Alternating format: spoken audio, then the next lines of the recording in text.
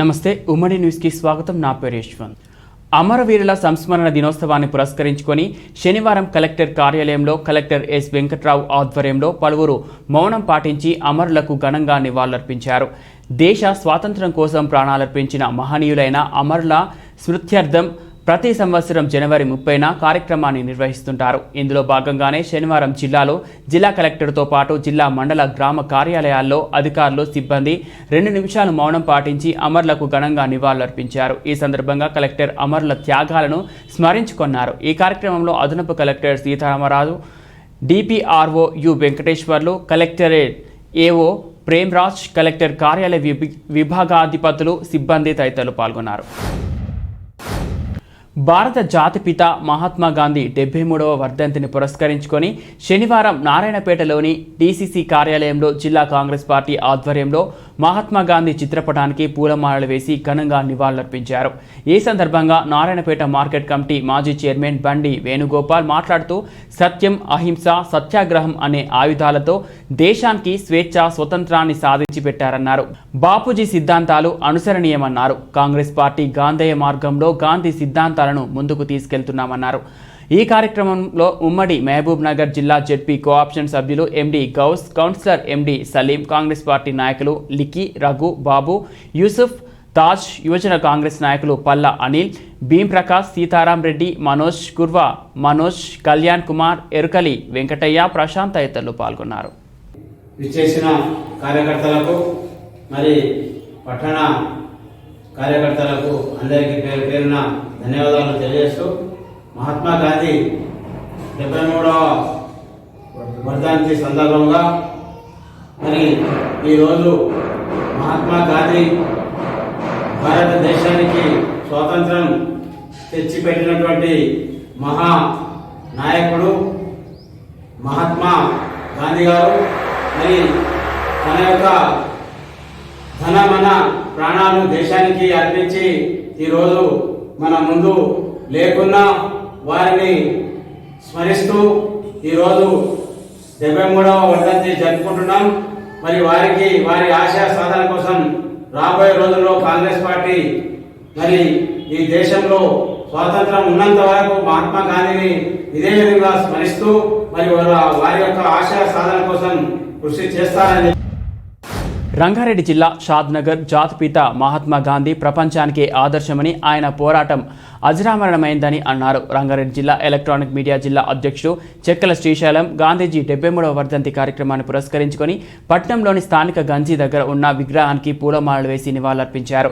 ఈ సందర్భంగా TUW electronic media జిల్లా అధ్యక్షుడు చెక్కల శ్రీశైలం మాట్లాడుతూ భారత స్వతంత్ర పోరాటంలో కీలక పాత్ర పోషించిన మహాత్ముడి పోరాటాలు, సేవలు మరవలేనివని అన్నారు. భారతీయులు సత్యం, అహింసలతో పోరాడి సాధించాలని పిలుపునిచ్చారని, ఆయన ఆశయాల సాధనకు అందరూ కృషి చేయాలని కోరారు. అనంతరం నూతన సంవత్సర క్యాలెండర్ను స్థానిక పోలీస్ స్టేషన్లో ఏసీపీ కుషాల్కర్ చేతుల మీదుగా ఆవిష్కరణ చేశారు.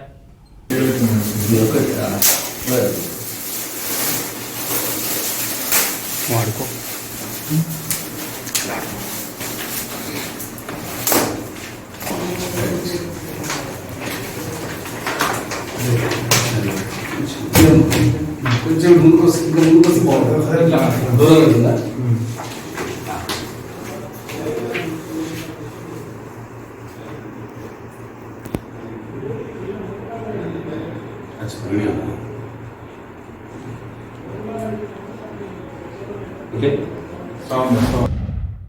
జడ్చెల్ల మున్సిపాలిటీ పరిధిలోని పాత బజార్ ఫకీర్ నగర్కు చెందిన మహమ్మద్ గరీబ్ అనారోగ్యం వల్ల మృతి చెందాడు. అతని అంత్యక్రియలకు ఎమ్మెల్యే డాక్టర్ లక్ష్మారెడ్డి సహకారంతో 6,000 ఇవ్వడం జరిగింది. ఈ కార్యక్రమంలో టీఆర్ఎస్ నాయకులు పెద్ది బాలకృష్ణ, జిల్లా సర్పంచ్ల సంఘం అధ్యక్షుడు సాయి ప్రణీల్ చందర్, ఫకీర్ సంక్షేమ సంఘం అధ్యక్షుడు ఫకీర్ జహంగీర్ పాషా, పెద్ది రంగనాథ్, పరమటయ్య, సిద్ధార్థ్ రెడ్డి, వసీం తదితరులు పాల్గొన్నారు.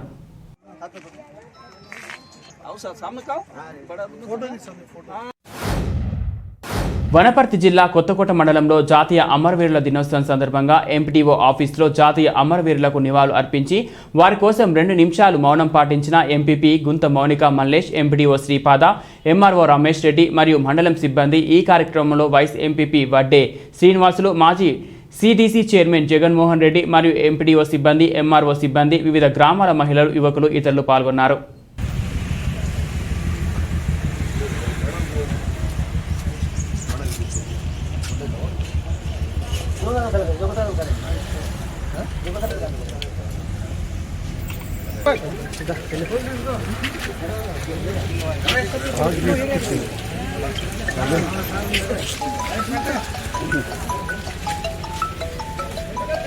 అధ్యక్షతన ఈరోజు మనం అమరవీరుల దినోత్సవం జరుపుకుంటున్నాం. ఇందులో భాగంగా ఈరోజు మహాత్మా గాంధీ గారి వర్ధంతి కూడా ఈరోజే ఉంది.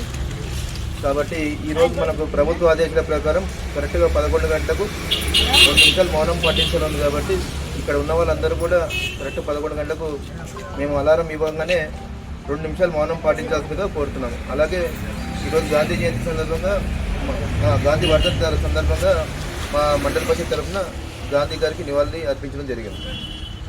సంవత్సరాల దినోత్సవం అనేది భారత స్వాతంత్ర సంగ్రామంలో పాల్గొని అనేక మంది అమరులైనారు. వారందరికీ అదేవిధంగా మహాత్మా గాంధీ గారు కూడా ఈరోజు అమరులు కావడం జరిగింది జనవరి 30వ తేదీ రోజున.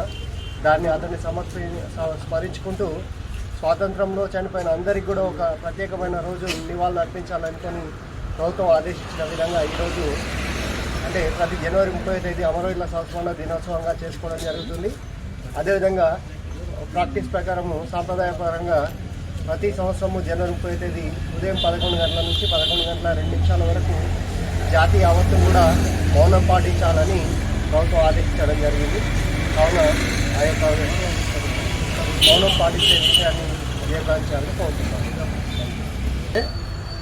జై అన్నప్పుడు మౌనం పాటించాలి. జై అన్నప్పుడు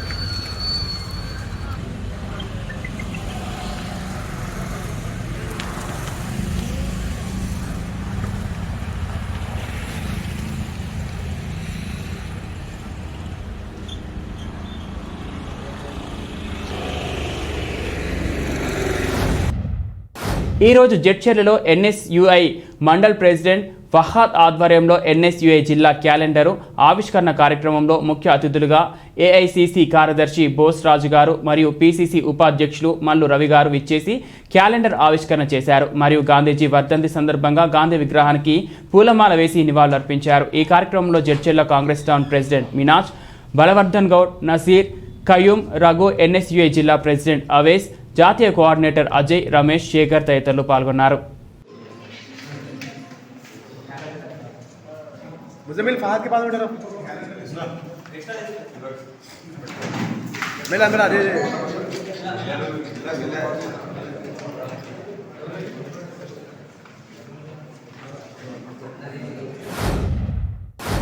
జోగులాంబ గద్వాల జిల్లా కేంద్రంలో స్టేషన్ రోడ్లో గల భీమన్న హిందుస్థాన్ పెట్రోల్ బంకును 2 సంవత్సరాల క్రితం 5 సంవత్సరాల వరకు పెట్రోల్ బంక్ కిరాయి అగ్రిమెంట్ రాయించుకొని పెట్రోల్ బంకును డాక్టర్ రఫీక్కు కిరాయి ఇవ్వడం జరిగింది. అయితే కొద్ది రోజుల తర్వాత పెట్రోల్ బంక్ యాజమాని అయినటువంటి మహేష్ తన కుటుంబ అవసర నిమిత్తం బంకును అమ్మదలిచారు.